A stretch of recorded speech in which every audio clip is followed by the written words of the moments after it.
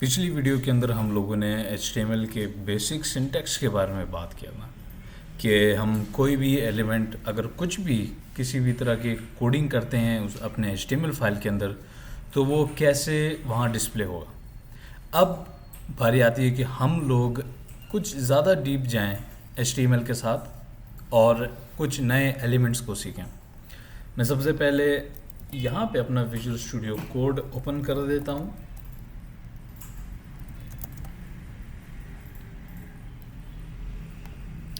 और उसके साथ ही मैं क्या करूँगा कि आप लोगों ने सबसे पहले एक चीज़ करनी है कि आप लोगों ने इस एक्सटेंशन वाले आइकन पे क्लिक करके यहाँ पे आपने लाइव सर्वर के नाम से एक एक्सटेंशन डाउनलोड कर लेनी है। अभी एक्सटेंशन किस काम का है ये आपको आगे जाके पता चलेगा। और एक बार एक्सटेंशन आपके पास डाउनलोड हो जाए आपने क्या करना है, यहाँ नीचे यहाँ पे गो लाइव का ऑप्शन आ रहा है, आपने इस गो लाइव के ऊपर क्लिक कर देना है। अब मेरे ब्राउज़र में एक लिंक ओपन हो चुका है जो मैं यहाँ पे ड्रैग करके यहाँ लेकर आऊँगा कुछ इस तरह से। अभी राइट साइड पे आपको कोडिंग नज़र आ रही है जो मैं करूँगा और लेफ़्ट साइड पे आपको मेरा ब्राउज़र शो हो रहा है। अब इस चीज़ को अब हम लोगों ने लाइव सर्वर क्यों डाउनलोड किया, उसकी वजह ये कि पहले जब भी हम लोग कोई चेंजेस करते थे उस चेंजेस को देखने के लिए हमें मैनुअली पेज को रिफ़्रेश करना होता था। लेकिन अभी जैसे हम लोग कोई चेंज करेंगे और फाइल को सेव करेंगे तो ये ऑटोमेटिकली चीज़ें चेंज कर देगा और ये होगा लाइव सर्वर के एक्सटेंशन की वजह से। सही है। तो आज जो हम लोग जिस चीज़ को देखने वाले हैं वो आपने हर वेबसाइट में देखी है, आपने हर जगह देखी है। कोई भी ऐसी वेबसाइट नहीं है जहाँ पे आपने वो चीज़ नहीं देखी होगी और वो है हेडिंग्स। हर वेबसाइट में आपने देखा होगा कि बहुत बड़े बड़े टेक्स्ट लिखे होते हैं या हेडिंग्स ही कह लें, काफ़ी जगह इस्तेमाल होते हैं। अब वो हेडिंग्स हम लोग कैसे HTML के अंदर लिखेंगे। रिमेंबर पहले आपको बताया था कि HTML से किसी वेबसाइट का स्ट्रक्चर बनता है। हाँ, उस हेडिंग का कलर क्या है, वो दिखता कैसा है, वो चीज़ आगे जाके CSS के अंदर सिखाई जाती है। तो हेडिंग बनाने के लिए आपने हेडिंग का टैग याद कर लेना है जो है H1 और इसका क्लोजिंग और ओपनिंग टैग के दरमियान आप जो कुछ भी लिखेंगे जैसे हेलो फ्रॉम एक्सकोड और इसको मैं सेव करूँगा तो वो आपको एक बड़े टेक्स्ट के तौर पे आपको अपने ब्राउज़र में शो होगा। अब ऐसा नहीं है कि आप इसका साइज़ ज़्यादा या कम नहीं कर सकते, आप इसका साइज़ कम ज़्यादा ज़रूर कर सकते हैं CSS की मदद से। लेकिन HTML के अंदर हेडिंग्स के भी टाइप होते हैं, जैसे ये था H1, इसी तरह आपके पास आ जाता है H2 और फिर H3, H4, H5 और H6।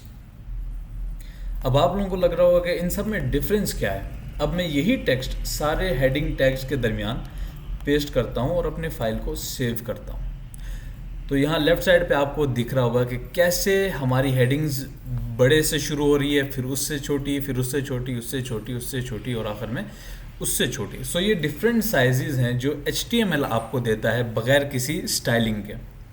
और ये याद रहे कि ये चीज़ सिर्फ H6 तक ही महदूद है, क्योंकि H7, H8, H9, H10 ये सारी चीज़ें आपके लिए काम नहीं करेंगी।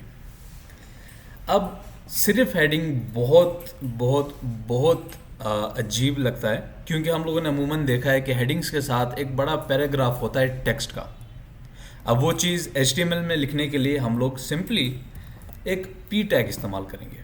रिमेंबर टैग्स आप लोगों को खुद याद रखने हैं, क्योंकि इसके पीछे कोई आपको लॉजिक नहीं लगानी पड़ती, कोई आपको सोचना नहीं पड़ता। अगर आपको पैराग्राफ चाहिए आपको याद होना चाहिए कि पैराग्राफ का टैग होता है P। और ओपनिंग क्लोजिंग टैग के अंदर आप कुछ भी लिखेंगे। इसके अंदर मैं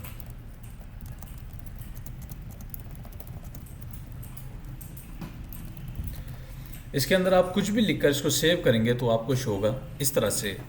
अब पैराग्राफ के अंदर एक आध चीज़ें आप लोगों को देखनी बहुत लाजमी है। अगर मैं पैराग्राफ के अंदर लेट से एक स्पेस डाल देता हूँ, समझ लें कि मैं इसको एक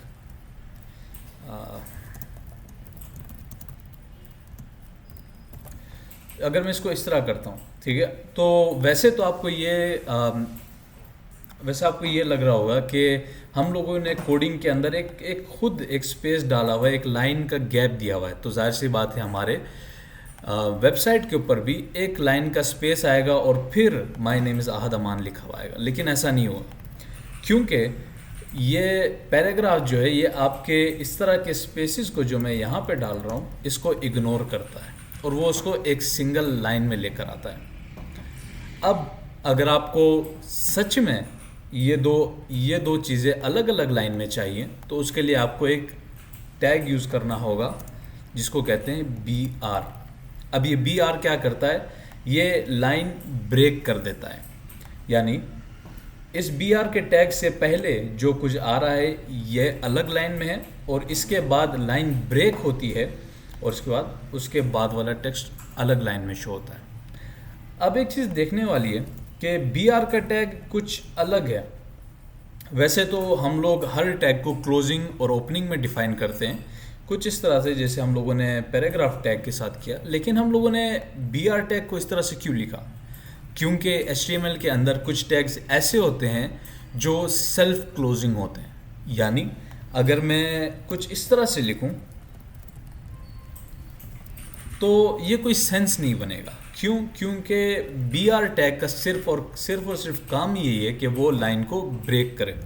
तो आपको ऐसे कई ज़्यादा एलिमेंट्स या टैग्स ट्यूटोरियल के अंदर देखने को मिलेंगे जिसके अंदर आपको कोई अलग से क्लोजिंग टैग डालने की ज़रूरत नहीं होगी, बल्कि ये अपने अंदर ही खुद ही क्लोज होंगे।